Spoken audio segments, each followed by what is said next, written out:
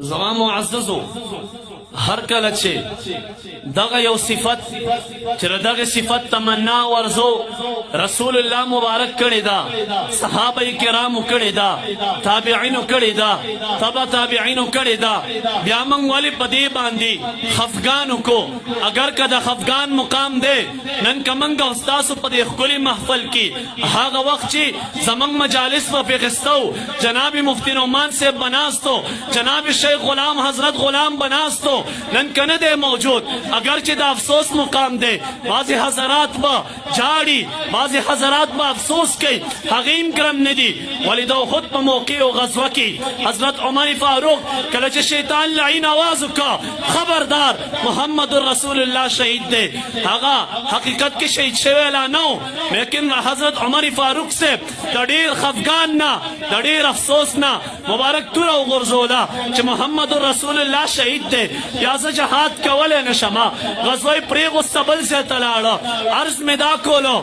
کباز سالکان جاڑی خفگان کی خفگان و افسوس بخبل سے دے زکا صحابہ کرام دخبل آقا مدنی پا عشق و پا محبت کی کلچ حقی مبارک جدا کی گی جڑا کری دا حقی افسوس کرے دے حقی دا ارمانو چمنگ سر آقا علیہ السلام طول عمر جندے ہوئے مگر در رب لا یزال فیصلہ دادا عادت دادے دنیا کی حصوک تمام عمر لا یعنی تر روز قیامت جندے نشی پاتی کی دے ہر سوک دخبل کم ٹائم چور ترب لا یزال نکلے دنیا کی تیری یا با دنیا نا رخصتی گی متفقہ فیصلہ در رب لا یزال طرف ندام راگا شمنگا اتاسونا شہید شیخ الاسلام غلام حضرت غلام لاڑو شیخ الاسلام مفتی نعمان لاڑو اگر کدا افسوس مقام دے خماویلی زا افسوس زکا نکوما زا افسوس نکوم خوشحالی کوما کنن والدی المکرم نشتا افسوس هاغه ټیم پکارو که هغه خدمات نه کړي افسوس هاغه ټیم پکارو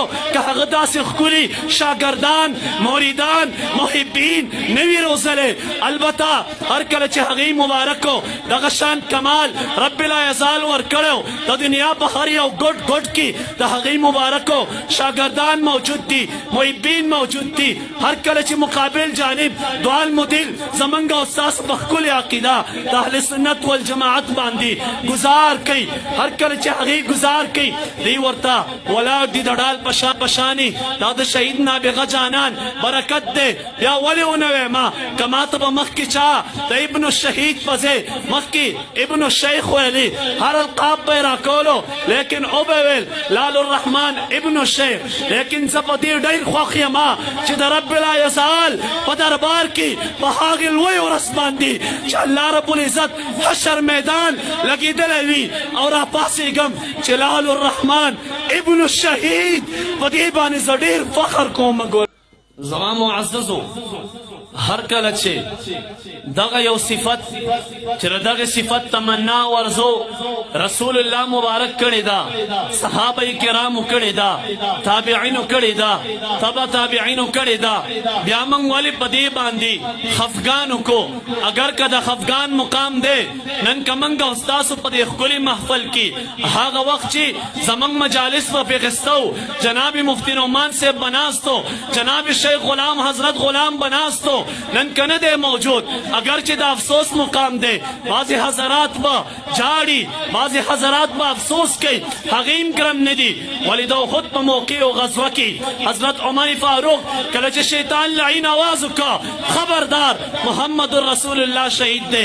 آغا حقیقت کی شہید شویلا نو لیکن حضرت عمر فاروق سے دڑیر خفگان نا دڑیر افسوس نا مبارک تورا و غرزولا چھ محمد رسول اللہ شہید دے یا جہاد کولے نشما غزوی پریغ و سبل سے تلاڑا عرض میں دا کولو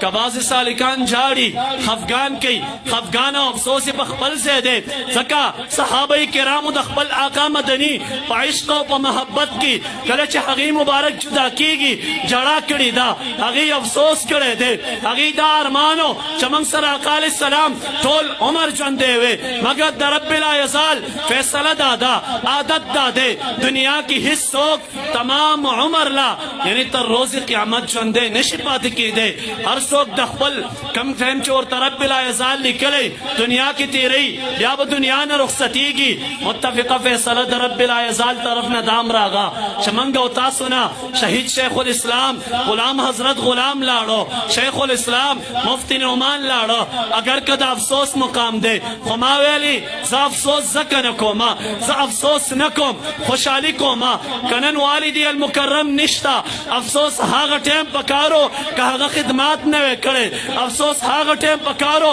که هغه داسې ښکلي شاګردان مریدان محبین نه وي روزلی البته هر کله چې هغې مبارکو دغه شان کمال رب لا یزال ورکړی د دنیا په هر یو ګوټ ګوټ کې د هغې مبارکو شاګردان موجود دي محبین موجود دي هر کله چې مقابل جانب دوال مدل زمونږ او ستاسو په ښکلې عقیده د اهل سنت والجماعت باندې گزار کوي هر کله چې هغې گزار کوي دی ورته ولاړ دي د ډال په شا پشاني دا د شهید نابغه جانان برکت دی بیا ولې ونه ویما که ما ته به مخکې چا د ابن الشهید په ځای مخکې ابن الشیخ ویلي هر القاب به یې راکولو لیکن او به ویل لال الرحمن ابن الشیخ لیکن زه په دې ډېر خوښ یم چې د رب لا یزال په دربار کې په هغې لوی ورځ باندې چې الله رب العزت حشر میدان لګېدلی وي او راپاڅېږم چې لال الرحمن ابن الشهید په دې باندې زه ډېر فخر کوم